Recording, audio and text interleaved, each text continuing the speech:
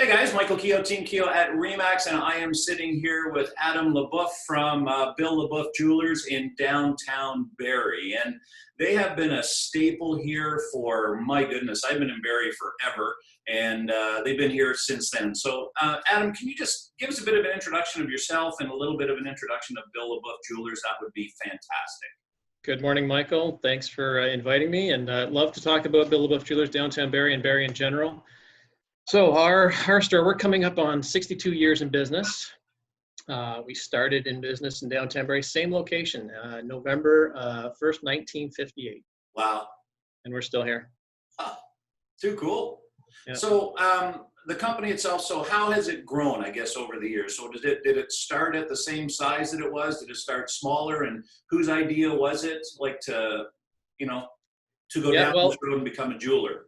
The Bill Le Boeuf story starts back when my dad was about 14 years old. He was in Sudbury. His father, my grandfather, got a promotion with Ontario Hydro, moved to Owen Sound. My dad wanted to stay in Sudbury to stay with his friends from high school. He needed a job to pay room and board. So he got a job at a local jeweler, and that was that. And then in mid-50s, he moved to Owen Sound to join his parents, started working with another jeweler in Owen Sound as a certified watchmaker. In 1957 or early 58, he came to Barrie on a badminton tournament, trying to sell a machine he had developed, and actually had a Canadian patent on it, to wind up automatic watches that were becoming very popular. So as a watchmaker, to wind up 50 watches once a day, twice a day, was becoming very tiresome. So he built this machine to automatically do it for him. Incredible. He was traveling Southern Ontario, trying to sell patents or sell orders for his machine he had recently patented.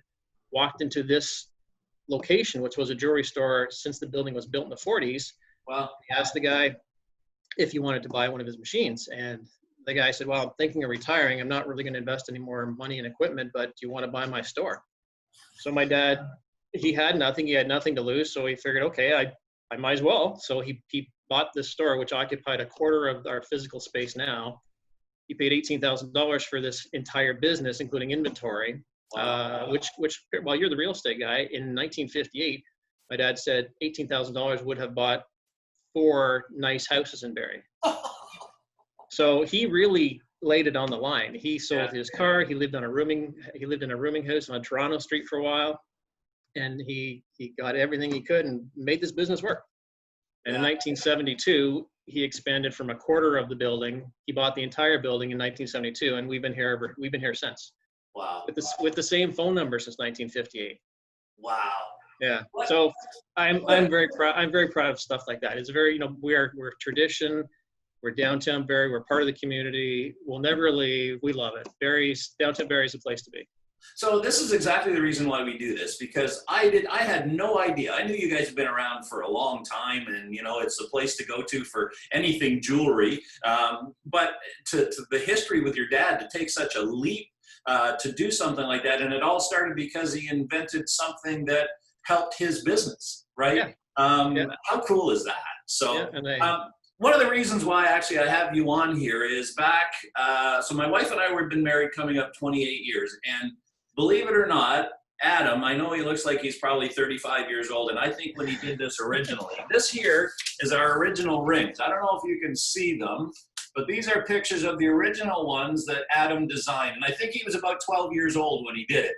So what he did was, my wife and I had our 25th wedding anniversary. We went back to him because where else would you go? And this is what he created. Like, it was incredible.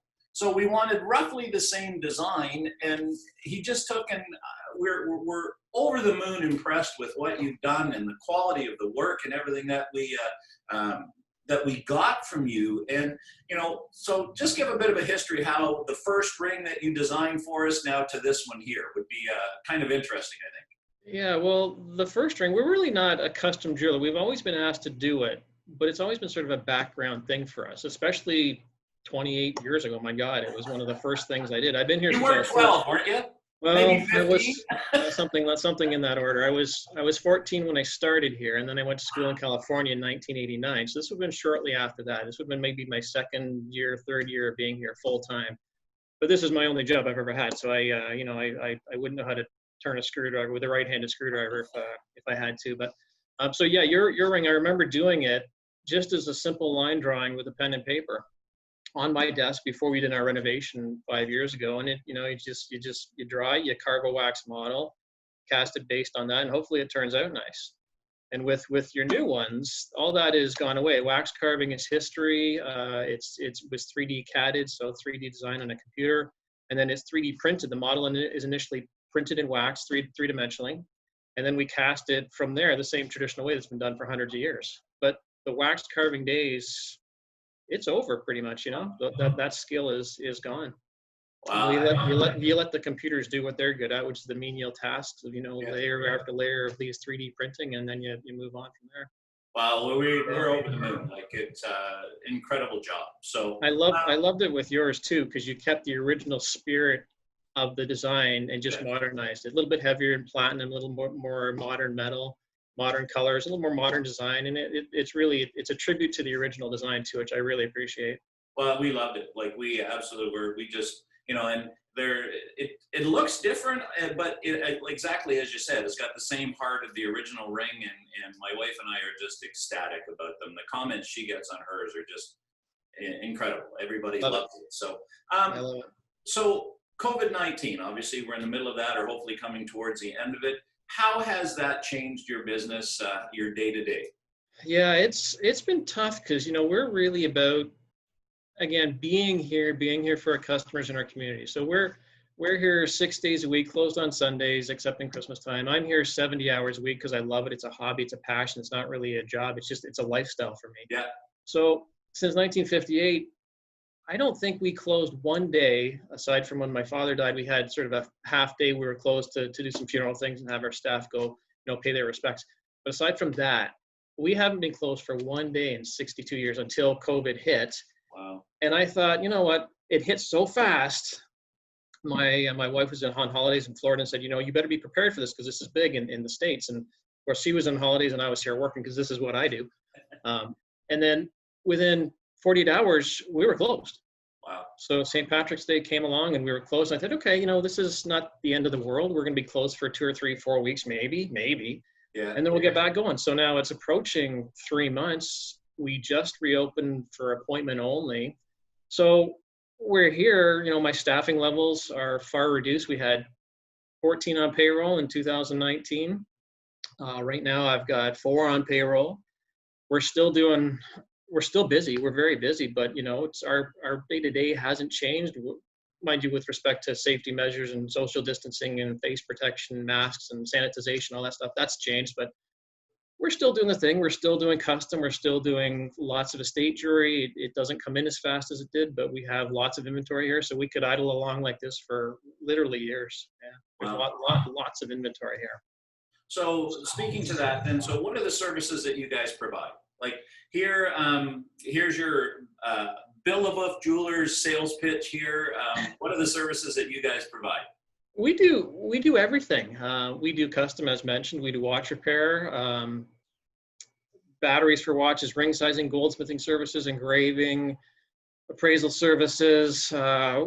We buy and sell new. We buy and sell vintage estate. We're experts in all those fields. I'm a graduate gemologist. We have 3 graduate goldsmiths from Georgian College in Barrie on staff. Cool.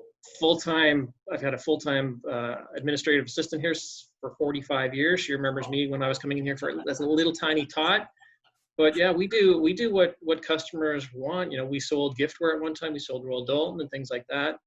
Now it's all gone. Clocks are gone. It's really focused on, you know, luxury goods. We do vintage watches, lots of that stuff. Make things on site, lots of inventory. We take things apart. So our depth of inventory, if you want to create something, I'm sure we have it. We've got, I don't even know, we could stock 3 or 4 jewelry stores this size with the amount of inventory we have, just because if something comes along, even if I don't need it, I buy it because I can see something down the road. I can take it apart. I can visualize the components. We can reinvent things, remake things. But there's really anything in the jewelry business we will do. And we have done. And going back to, you know, the rings and that you did for us, you know, this being your passion and your love. I've been selling real estate now for 32 or 33 years, and I get excited every day when I get up to go to work, right? So we're so fortunate and blessed to be in that position. But for you to have the vision in something that, you may not need at this particular time, but ultimately you can see that maybe someone would want some piece of that. That's, kudos to you and good on you for having that foresight to be able to take, okay, there's someone that may want something in this down the road that I can make some unique or pretty incredible piece. So well done. How can we help you guys in the community? How can they support Bill Le Boeuf Jewellers? Bill Le Boeuf Jewellers is, we're great. We've had record year after record year. We really hustle. I think, people need to give not so much Bill Le Boeuf Jewellers a shot, but give Downtown Barrie a shot. My God, this is so beautiful down here. The city's investing millions of dollars in Centennial Park and the waterfront, Meridian Square. There's so much happening down here. As we speak, aside from coronavirus sort of giving us the 1-2 punch, we've got street construction going on. But again, that's all long-term vision for the city. This is the heart of the city. Geographically, nothing is more desirable than waterfront in Downtown Barrie. There's beautiful condominiums here. We got amazing restaurants. There's social things. There's cultural things down here. There's Bill Le Boeuf Jewellers, of course. Again, we'll be coming up 62 years completed in November 1st. Downtown Barrie is the place to be. And I would say anybody who listens to your webcast, come on Downtown Barrie and see what we have to offer, because it is the place to be. Well, and it's pretty exciting too with the downtown streets being closed till I guess it's October, so hopefully that'll get people downtown doing a bit more walking around and, getting into those stores, because, you're absolutely right. It's an amazing piece of our history, an amazing downtown. And, there's a lot of great little stores down there that people know absolutely nothing about. So yeah, it's amazing. They're bespoke little stores, and they're truly people that are passionate about their business. They're not operating it because it's a job for them. It's really, as I say, for me, it's a lifestyle. For most of the people down here, it is they truly love what they do, love their customers, love their community. And again, Barrie, we've got, I'm not sure how many kilometers of uninterrupted public access waterfront. I can't think of another community of our size that comes anywhere near that in terms of what Downtown Barrie offers. Awesome. Well, Adam, thanks for your time today. I really appreciate it. We'll be making a donation to RBH Foundation as well on your behalf. And keep up the great work, man, and much success to you guys and continued success in the future. Yeah, thank you, Michael. Thank you for having me, and all the success for you. And we'll talk to you real soon. Okay, man. Thank you. Thank you. All right.